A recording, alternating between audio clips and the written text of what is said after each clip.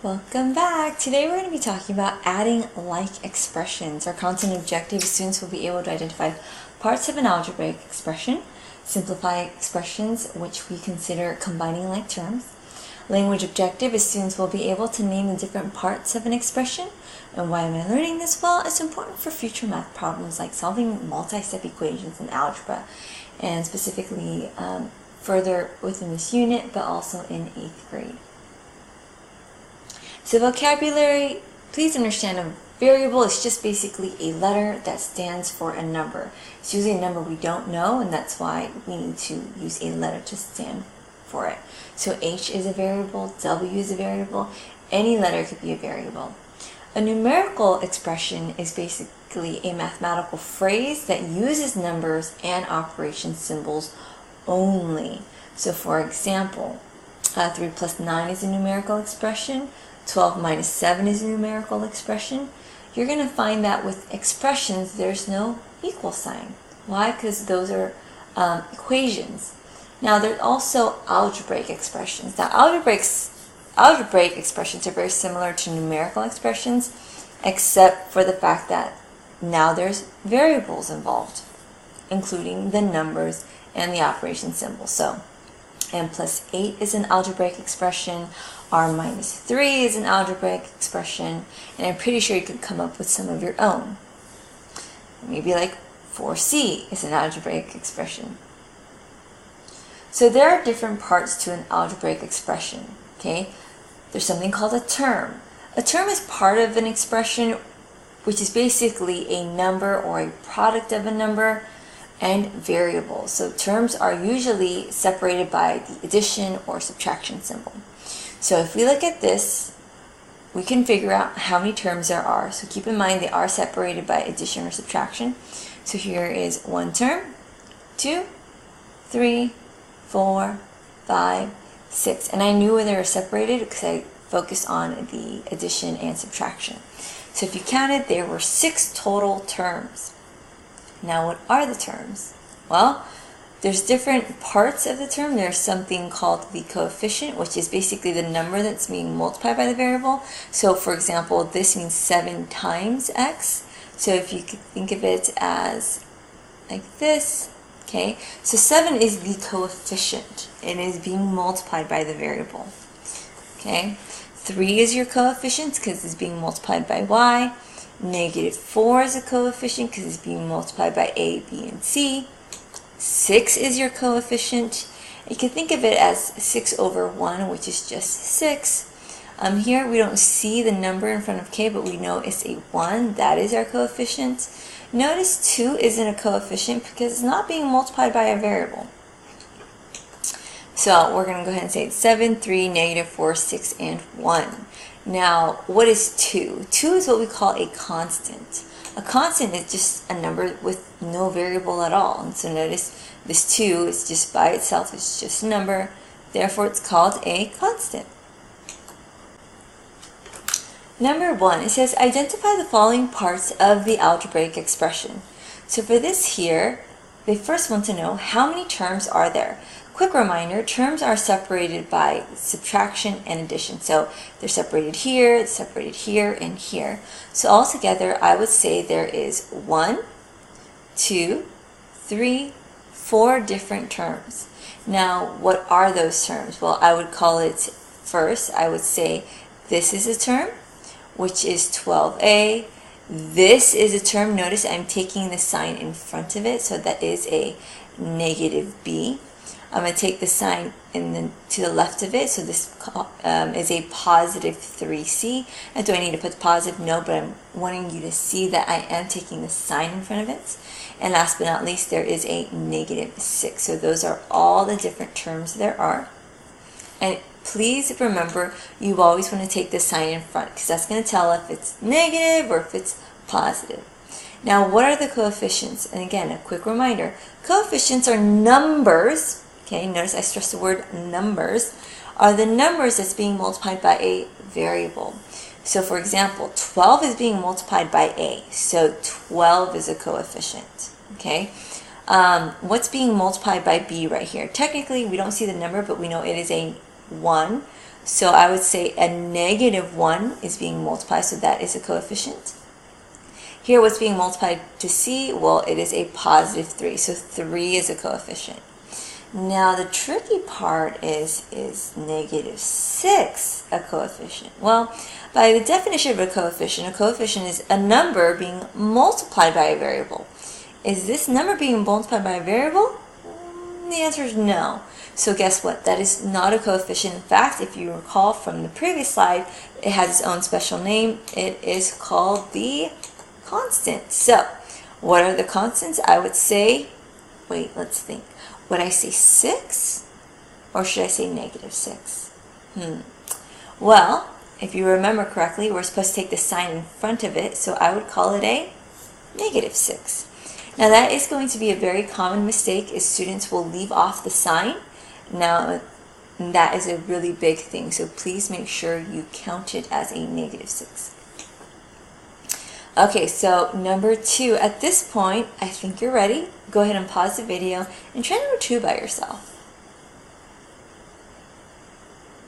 So I'm going to go ahead and go quickly over number 2 and see how well you did.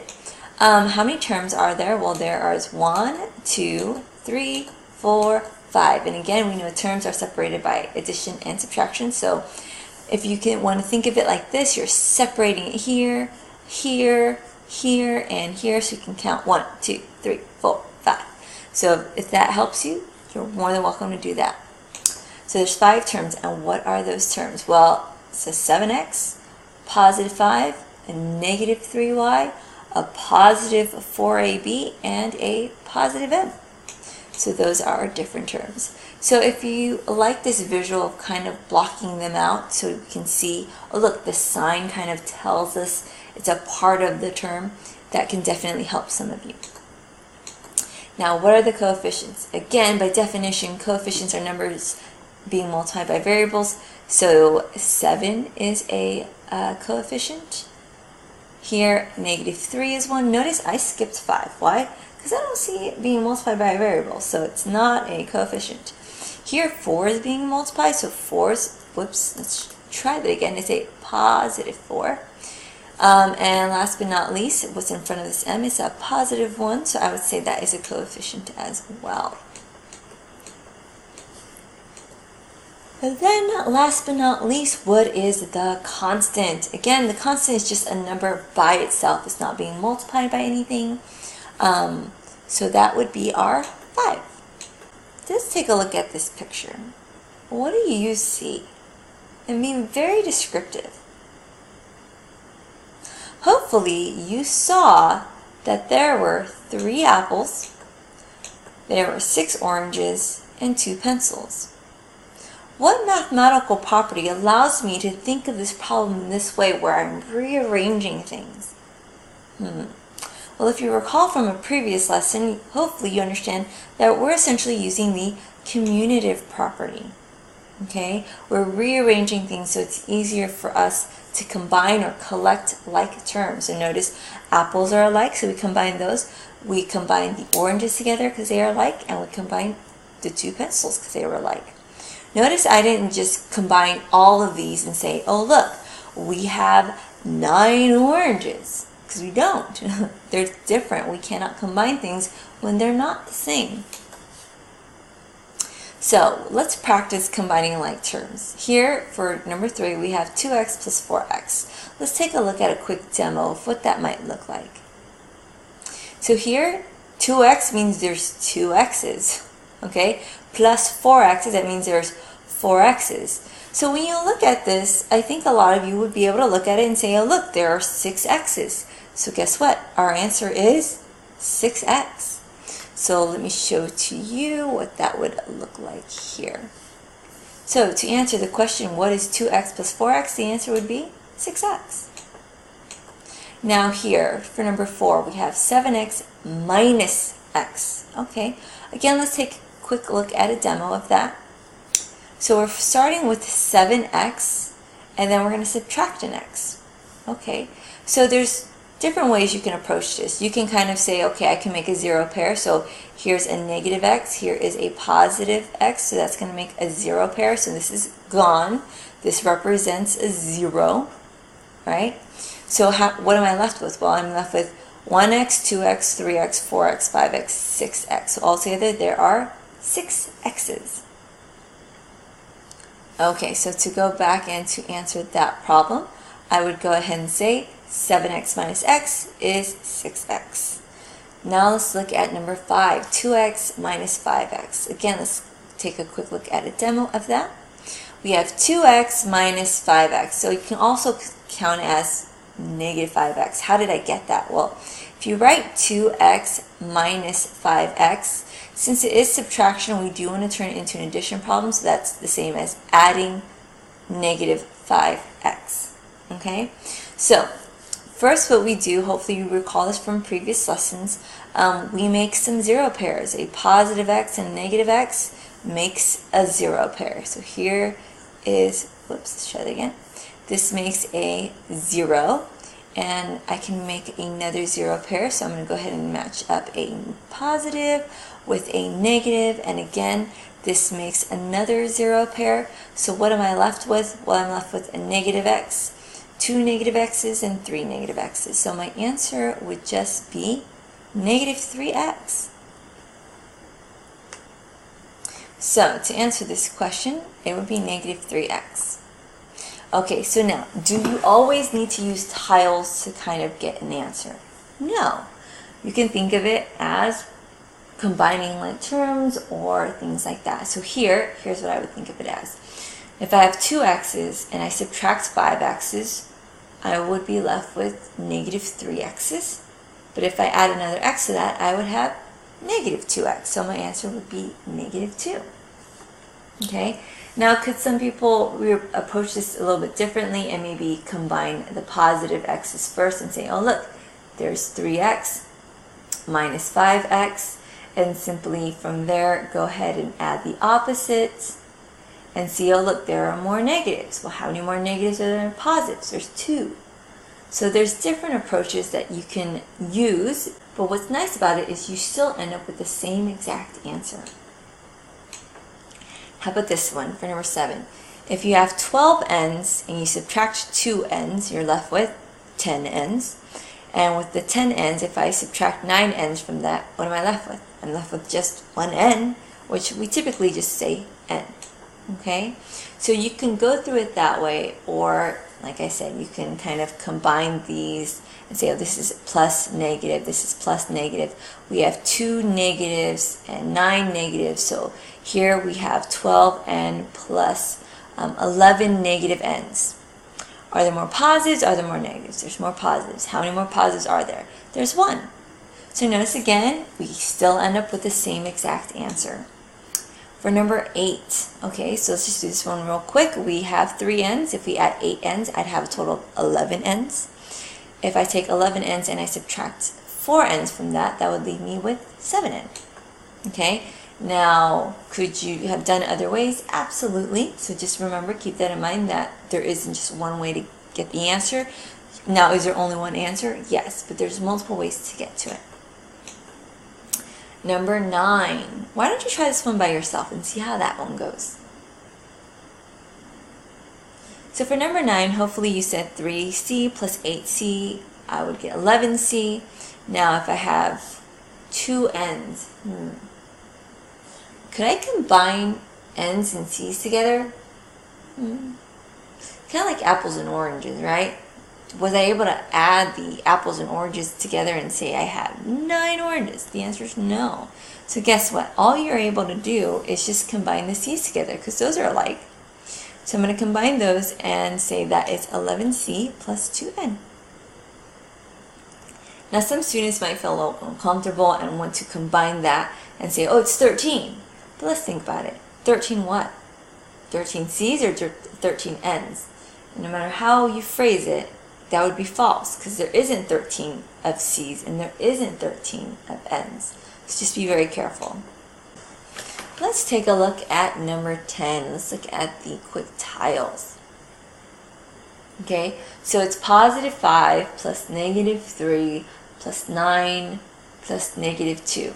So again, to kind of quickly solve this, you can just make your 0 pairs. because we know that when we make zero pairs, they basically cancel each other out and they make a 0.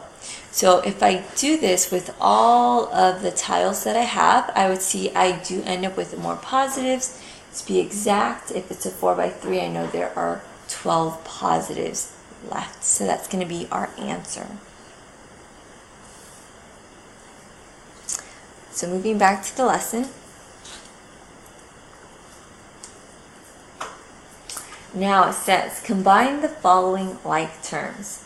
So I'm going to go ahead and do one with you, and then I'm going to have you try some on your own. So for number 11, what I first want to look for are some like terms, keeping in mind that I can't just combine everything together. They need to have something in common.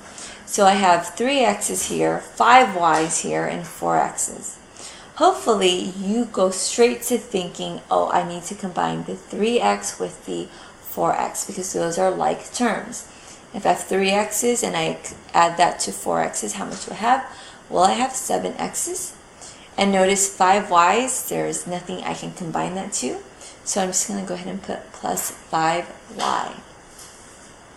So with that said, at this point, I'd like you to go ahead and try numbers 12, 13, and 14 by yourself. Okay, so let's take a look at number 12. So for number 12, I'm going to look for things that I can combine.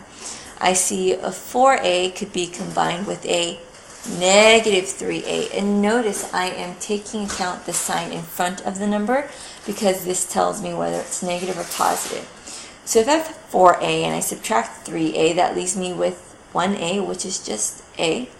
So if you want to, you can kind of connect that and say I'm left with an a. Now the other thing is, now I notice I have a positive 6 and a negative 2. Those are also like terms, so I can go ahead and combine those. So if we have 6 positives and we take away 2 negatives, let's see, I'm going to go ahead and do that off to the side here with some side work. I'm going to put 6 minus 2, and actually I know how to do that. I don't need to add, I could add the opposite, but that'd be silly. 6 minus 2 is just positive 4. And since it's a positive 4, I will be putting the plus sign. So the answer is a plus 4. So for number 13, it's a little bit tricky. You have to be very careful because there's a few more terms this time. I'm going to notice, look for if there's anything I can combine with this x here. So we have an x here, and we have a positive 2x here. If I have an x and I add that to 2x, I would have a total of 3x. Now, how did I get that? Well, you could have also put a 1 in front and then combine those coefficients together, so that would have worked. Or logically speaking, if you have an x and you combine 2 x's with that, you should end up with 3 x's total. Now, I'm noticing some y's and some z's. I can definitely combine the y's together, so we have a positive 3y, combine that with a positive 4y, so if I have 3 y's, combine that with 4 y's, I end up with a positive 7y. So note, whenever it's positive, you put plus. When you end up with negatives, we typically put subtraction. Now, we're going to go ahead and combine the leftover, which is the z. So I'm going to go ahead and combine a negative 2z with a positive 7z. There's definitely more positives, so I'm going to go ahead and put plus. How many positives are the negatives? I would say 5, so that would be my answer. So now for number 14, I'm going to go ahead and quickly go through this one. I'm going to first look to see if there's anything I can combine. I see that we can combine a 4x with a negative 6x. There's definitely more negatives than there are positives, so I'm going to go ahead and put negative. How many more negatives are there than positives? I would say 2, so let's put negative 2x. And then from there, I see that I can go ahead and combine the 5y with the positive 3y. Notice I'm circling the sign in front, and the positive y. Okay, so let's think about this. If you have 5y and we add 3y, there's 8 y's right now. And if I take 8y and add another y, that's going to give me 9y. So I'm going to go and put plus 9y. So if you look very carefully, you're going to see almost every single thing has been circled or boxed or triangulated, except for this one here, but it could be. Okay? Why? Because you need to make sure you're taking the sign in front of the number. Some students will just look at it and say, oh, look, it's a positive. I'm not going to circle that. I'm just going to circle it like this. They're going to get into the habit of that, and then when it becomes a negative, they don't circle the sign. So practice by always circling, boxing, whatever it may be, the sign in front, even if it's positive. Moving on to some more examples, go ahead and pause the video and try 15 through 17 by yourself. Okay, so for number 15, something that I haven't mentioned yet, but it's important, is you might notice that I did put certain variables first. Okay, typically in math, we try to keep the variables in alphabetical order. So when we're looking at the variable D and the variable Y, we would ask ourselves what comes first in the alphabet. D does. So I would combine the D's first before I combine the Y's. And you'll typically notice that the constants are always written at the very end of our expression. So here, I'm going to go ahead and combine D's. 6D with a positive 7D. Notice I'm taking the sign in front of it. That's easy. That's just 13D. Now I'm going to go ahead and combine the Y's. There's only one term with a Y, so we're just going to go ahead and put 4 plus 4Y. And then last but not least, we're going to combine all the different constants in this expression. So a negative 5, a negative 11, and a positive 7. Some of you may have to do some side work for this. In fact, I would write it out. I would say, okay, a negative 5 plus a negative 11 plus 7. Here I can see that there's more negatives, so I'm going to go ahead and write minus right away. There are 16 negatives and 7 positives. How many more negatives are there than positives? Well, there is 9. So I'm going to go ahead and put just minus 9. For number 16, once again, we're going to combine like terms. Typically start with variables and go in alphabetical order. So we have a C, we have a negative 4C, we have a positive 2C. If I take C and I can combine that with 2C, why? Because they're both positive. What allows me to do this, it is the commutative property. Now, we've seen in a different lesson, commutative properties when we're rearranging the numbers. And right now, I'm pretty sure you're not convinced that we rearrange it, but technically, in order to do that, because with order of operations, when it's just strictly addition or just subtraction, you have to work from left to right. So it's kind of, we're mentally rearranging the numbers to be able to calculate some mental math a little bit quicker. So here, by using commutative property, I can say, hey, C plus 2C, that's 3C. If you have negative 4C plus 3C, there's definitely more negatives. How many more negatives? There's one more negative, so negative C. I'm going to now combine the positive 5W with the negative W. So it's basically, what is 5W minus a W? We left with 4W, so I'm going to put plus 4W. And then I'm going to go ahead and combine the constants together. There are definitely more negatives than there are positives. How many more negatives? There is 4. So it's just going to be negative C plus 4W minus 4. Now for number 17. Next here, we're going to combine like terms. An x, a negative 9x, another x, and a 7x. Using commutative property, I'm going to go ahead and combine all the positives together. So here, if we have an x plus another x, that's 2x. 2x plus 7x is 9x. Wait, here we have a negative 9x plus positive 9x. So that's just 0. A lot of students may want to put 0x, but just understand 0 times x is just 0. There's no point in me writing that. So the answer is just negative 5.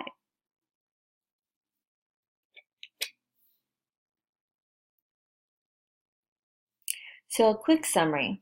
Like terms can be combined, okay? So for example, 7x, 3x are like terms. 7x and 3y are not like terms because one's an x and the other is a y.